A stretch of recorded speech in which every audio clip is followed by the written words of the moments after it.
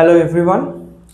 আজকে আমরা ক্লাস সিক্সের জিওগ্রাফির একটা টপিক গঙ্গা নদীর গতিপথ সেটা আজকে আমরা বুঝবো। তো গঙ্গা নদীর গতিপথ চ্যাপ্টারটা ক্লাস সিক্সের উত্তরের যে নদী গঠিত সমভূমি, সেই নদী গঠিত সমভূমির একটি অংশ। তো আমরা মেনলি জানি যে আমাদের ভারতবর্ষ, আমরা যদি ভারতবর্ষের ম্যাপটা দেখি, তো তিনটে নদী নিয়ে, উত্তর ভারতের প্রধান তিনটে নদী নিয়ে এই উত্তরের নদী গঠিত সমভূমিটা গড়ে উঠেছে। ঠিক আছে, তো তিনটে নদী আমরা জানি। তিনটে নদীর মধ্যে মেজর নদী হচ্ছে আমাদের গঙ্গা, আমাদের ব্রহ্মপুত্র এবং সিন্ধু নদী। তো সেই গঙ্গা নদীর গতিপথ সম্বন্ধে আজ আমরা আলোচনা করব। তো ম্যাপে যদি আমরা গঙ্গা নদীটাকে দেখি, যে এই হলো আমাদের ম্যাপে হচ্ছে গঙ্গা নদীর অবস্থান। তো গঙ্গা নদী আমরা জানি গঙ্গোত্রী হিমবাহের গোমুখ গুহা থেকে সৃষ্টি হয়েছে। তো এই যে সৃষ্টি, গঙ্গা নদীর সৃষ্টি গঙ্গোত্রী হিমবাহের গোমুখ গুহা, এটা কিন্তু মানে টেকনিক্যালি কিন্তু ঠিক বলতে আমরা পারি না। তো গঙ্গা নদীর এক্স্যাক্ট সৃষ্টি, অরিজিন, এই জিনিসটা আমরা আজকে একটু ডিটেলসে বুঝবো। তো এখানে আমরা গঙ্গা নদীর গতিপথটা একটা ডায়াগ্রামের মাধ্যমে একটু বুঝে নেব। তো আমরা উত্তরাখণ্ড বলে একটা রাজ্য আছে জানি আমাদের উত্তর ভারতে। তো সেই উত্তরাখণ্ডের চার ধাম বলা হয়, যে যমুনোত্রী, গঙ্গোত্রী, কেদারনাথ, বদ্রীনাথ। ঠিক আছে, তো সেই চার ধামের মধ্যে বদ্রীনাথের নিকট একটি নদীর সৃষ্টি হয়েছে, যে নদীটার নাম হচ্ছে অলকানন্দা। আমরা এখানে ডায়াগ্রামে দেখতে পাচ্ছি, এই যে সোজা নিচের দিকে নেমে এসেছে, এই নদীটার নাম হচ্ছে কি আমার অলকানন্দা। তো সেই অলকানন্দাকে নদীকে কেন্দ্র করেই যে পঞ্চপ্রয়াগের আমরা নাম প্রায় শুনেছি না? পঞ্চপ্রয়াগ, বিষ্ণুপ্রয়াগ, নন্দপ্রয়াগ, কর্ণপ্রয়াগ, রুদ্রপ্রয়াগ, দেবপ্রয়াগ, এই পাঁচটি প্রয়াগ নিয়ে যে পঞ্চপ্রয়াগ গড়ে উঠেছে। তো সেই পাঁচটি প্রয়াগ সম্বন্ধে আগে আমরা একটু জেনে নিই। তো এই অলকানন্দা নদী যখন দক্ষিণের দিকে বইছে, তখন বিষ্ণুপ্রয়াগে ধৌলিগঙ্গা নামে একটি নদী বিষ্ণুপ্রয়াগে এসে অলকানন্দাতে মিশেছে। দিয়ে ধৌলিগঙ্গা এবং অলকানন্দার মিলিত প্রবাহ অলকানন্দা নাম নিয়ে দক্ষিণের দিকে এগিয়েছে। তখন নন্দপ্রয়াগ বলে একটি জায়গায় নন্দাকিনী নদী অলকানন্দার সঙ্গে মিশেছে। তারপরে এই দুটি নদীর আবার মিলিত প্রবাহ অলকানন্দা নাম দিয়ে দক্ষিণের দিকে বয়েছে। তখন কর্ণপ্রয়াগ বলে একটি জায়গাতে পিন্ডারি বলে এক নদী এসে অলকানন্দার সঙ্গে মিশেছে। তারপরে যখন অলকানন্দা নাম দিয়ে সেটা আবার দক্ষিণের দিকে গিয়েছে, তখন এই যে আরেকটা বদ্রীনাথের পরে যে কেদারনাথ বলে এক যে ধাম আছে, কেদারনাথ আমরা জানি কেদারনাথে খুব বিখ্যাত হিন্দুদের একটি তীর্থকেন্দ্র। এবং 2013 সালে যে হিমালয়ান সুনামি হয়েছিল কেদারনাথে, সেটা এই মন্দাকিনী নদীকে কেন্দ্র করেই কিন্তু হয়েছিল। তো বিরাট বড় বিপর্যয় হয়েছিল। তো যাই হোক, তো এই কেদারনাথ থেকে একটি নদীর সৃষ্টি হয়েছে, যে নদীটার নাম হচ্ছে মন্দাকিনী। এই মন্দাকিনী নদীটা এসে আমাদের রুদ্রপ্রয়াগের কাছে অলকানন্দার সঙ্গে মিশেছে। দিয়ে এই দুটি নদীর মিলিত প্রবাহ অলকানন্দা নাম দিয়ে নিচের দিকে এসেছে। তাহলে আমরা কি দেখলাম? এইখানে এতগুলো নদী, ধৌলিগঙ্গা, মন্দাকিনী, পিন্ডারি, নন্দাকিনী, এই এতগুলো নদী অলকানন্দার সঙ্গে মানে স্টেপ বাই স্টেপ কোথাও না কোথাও মিশে গিয়ে সে কিন্তু দক্ষিণে এসেছে। দক্ষিণে কোথায় এসেছে? দেবপ্রয়াগের কাছে সে যখন এসেছে অলকানন্দা, তখন আরেকটা যে আমাদের চার ধামের মধ্যে বিখ্যাত গঙ্গোত্রী, সেই গঙ্গোত্রী হিমবাহের গোমুখ গুহা থেকে নির্গত একটি নদী, যার নাম হচ্ছে ভাগীরথী। সেই ভাগীরথী নদী কিন্তু এই দেবপ্রয়াগের কাছে এসে অলকানন্দার সঙ্গে মিশেছে। অলকানন্দার সঙ্গে মিশেছে দেবপ্রয়াগে। আমরা ইউটিউবে অনেক সময় দেবপ্রয়াগের ভিডিও দেখেছি, যে দুটো নদী এসে মিশেছে। একদিক থেকে আসছে ভাগীরথী, মানে একদম প্রচন্ড নীল জল, মানে প্রচন্ড স্রোত, প্রচন্ড বেগে সেই দিকে আসছে। আর অন্য দিক থেকে অলকানন্দা প্রায় শেষের দিকে, তার অলকানন্দা নদীর শেষের দিকে মানে ক্ষীণ স্রোত, তুলনামূলকভাবে কম জল নিয়ে ছুটে আসছে। অন্যদিকে রুদ্ধশ্বাস করা ভাগীরথী এগিয়ে আসছে। দুজনে মিলে এসে দেবপ্রয়াগের কাছে মিশে গিয়ে এই দেবপ্রয়াগ থেকে এই নদীটার নাম হয়ে গেল কি না? গঙ্গা নদী। এই যে টোটাল নদীটার নাম হয়ে গেল আমাদের কি? গঙ্গা রিভার। তাহলে এই যে গঙ্গা নদীর অরিজিনটা কোথায়? দেখো, আমরা গঙ্গা নদীর অরিজিন কিন্তু বলি অবশ্যই গঙ্গোত্রী হিমবাহের গোমুখ গুহা। কেননা আমরা এই ভাগীরথীটাকেও কিন্তু গঙ্গা হিসেবেই নিই, যে ভাগীরথী নদী এখানে অলকানন্দার সঙ্গে মিশে গঙ্গা নাম নিয়েছে, কিন্তু এই ভাগীরথীটাকেও আমরা গঙ্গার আপার অরিজিন হিসেবেই বিবেচনা করি। সেই জন্য আমরা গঙ্গোত্রী হিমবাহের গোমুখ গুহাকেই কিন্তু অ্যান্সার করব। কিন্তু টেকনিক্যালি কিন্তু দেখতে গেলে গঙ্গার নামটা কিন্তু নেওয়া হয়েছে এই দেবপ্রয়াগ থেকে। এই দেবপ্রয়াগ থেকে গঙ্গা নদীর নামটা সৃষ্টি হয়েছে। ঠিক আছে, তো আচ্ছা, এই তিনটে আমাদের যে চার ধামের মধ্যে 3 ধামের কথাটা আমরা জানলাম। আরেকটা কি ধাম আছে? যমুনেত্রী। যমুনেত্রী কেন আমরা জানবো না? যমুনেত্রী থেকে আমরা জানি যমুনা রিভার। এই যমুনা রিভার যেটা হচ্ছে গঙ্গার দীর্ঘতম উপনদী, সেই যমুনা নদী হচ্ছে আমাদের যমুনেত্রী হিমবাহ থেকে সৃষ্টি হয়ে আমরা জানি দিল্লি, আগ্রা তাদের পাশ থেকে বয়ে গিয়ে সে হচ্ছে যমুনা নদী গঙ্গার সঙ্গে প্রয়াগরাজ বলে জায়গায় এসে মিশেছে। প্রয়াগরাজ জায়গাটা কোথায় বলতো? এর পূর্ব নাম হচ্ছে কি? এলাহাবাদ।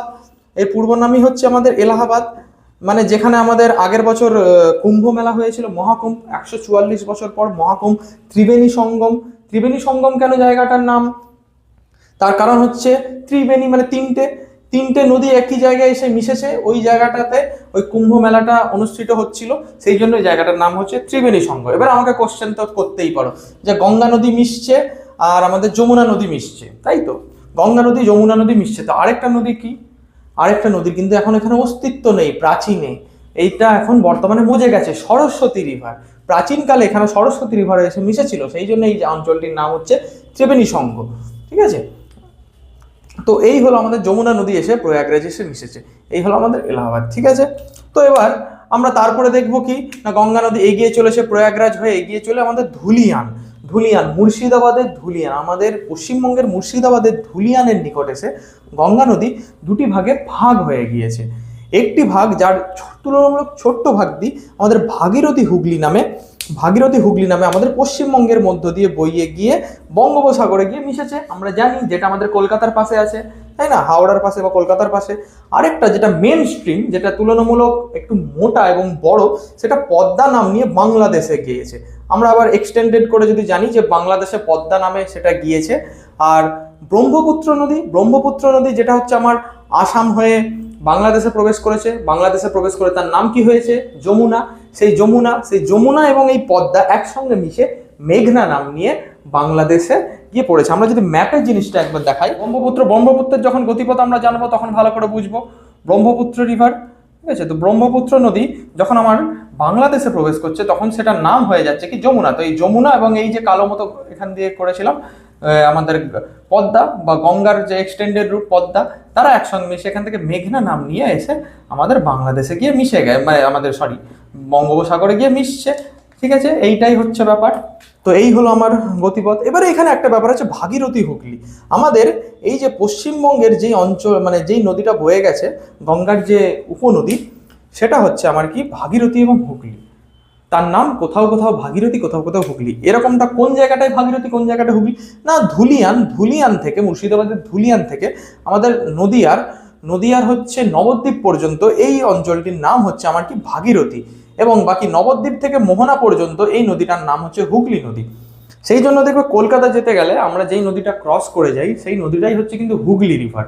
সেটাকে আমরা গঙ্গা নামেই বলি, কিন্তু সেটা আসলে কিন্তু হুগলি রিভার। অনেক সময় প্রশ্ন আসে যে এই রিসেন্ট মানে জলের নিচে মেট্রো চালু হয়েছে কোন নদীতে? অনেকে কিন্তু সেটা গঙ্গা বলে, কিন্তু অ্যাকচুয়ালি ওটার উত্তর হবে কিন্তু হুগলি। ঠিক আছে, তাহলে এই হলো গঙ্গার একটা সিম্পল গতিপথ। হ্যাঁ, এবারে আমরা গঙ্গার বিভিন্ন যে উচ্চগতি, নিম্নগতি, মধ্যগতি, ওইগুলো সম্বন্ধে একটু দেখে নেব যে ওইগুলো কোথায় কোথায় আছে।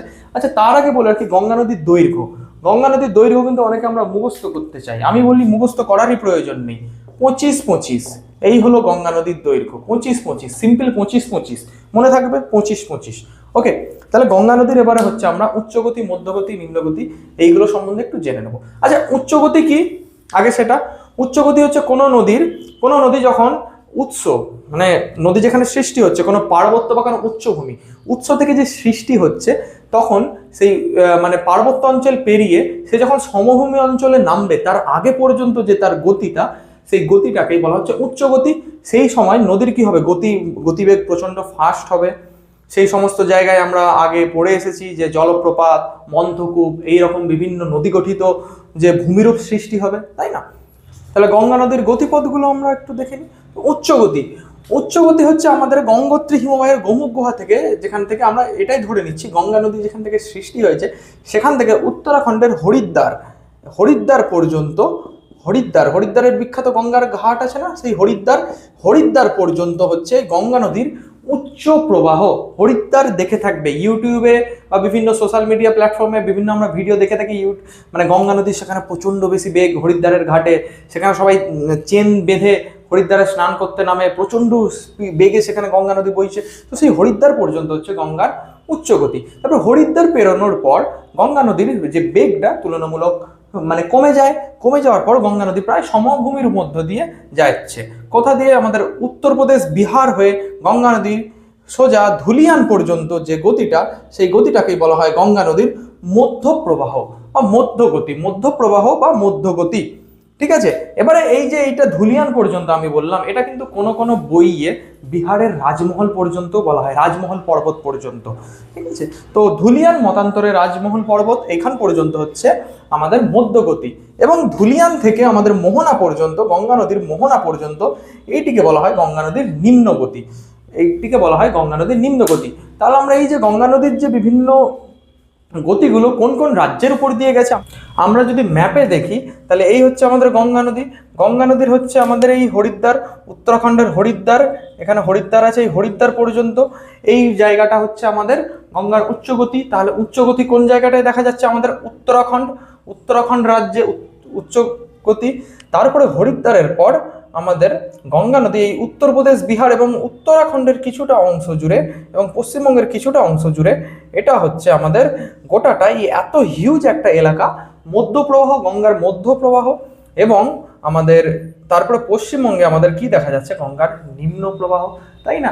আচ্ছা, আমরা বিভিন্ন নদীর যে গতিপথের প্রধান কাজ সম্বন্ধে আমরা জানি যে উচ্চ প্রবাহে নদীর প্রধান কাজ হচ্ছে ক্ষয় কার্য, মধ্য গতিতে নদীর প্রধান কাজ হচ্ছে বহন কার্য, সেটাকে বয়ে নিয়ে যাওয়া, এবং নিম্ন প্রবাহে নদীর প্রধান কার্য হচ্ছে সঞ্চয় কার্য। সেই সঞ্চয় কার্যের ফলে আমরা জানি যে গঙ্গা এবং তার বিভিন্ন যেখানে উপনদী শাখা নদীর দ্বারা, যে গঙ্গা এবং ব্রহ্মপুত্রের উপনদী শাখা নদী দ্বারা এখানে আমাদের ভারতের, মানে ভারত বলছি, ভারত তথা বিশ্বের বৃহত্তম ডেল্টা বা বদ্বীপ এখানে গড়ে উঠেছে, যেটা সুন্দরবন বদ্বীপ আমরা জানি, গাঙ্গেয় বদ্বীপ যেটাকে অপর নাম গঙ্গা ব্রহ্মপুত্র বদ্বীপ নামেও আমরা সেটাকে চিনি।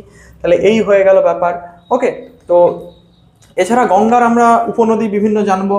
উপনদী আমরা জানি অবশ্যই, একটা উপনদী আমাদের পরীক্ষায় মেনলি আসে, যে গঙ্গার দীর্ঘতম উপনদী যেটা হচ্ছে আমাদের কি না, যমুনা।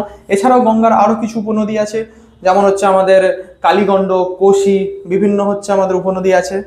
তো এই হয়ে গেল আমাদের মোটামুটি গঙ্গা নদীর গতিপথ। আশা করি সবাই বুঝতে পেরেছো। Thank you.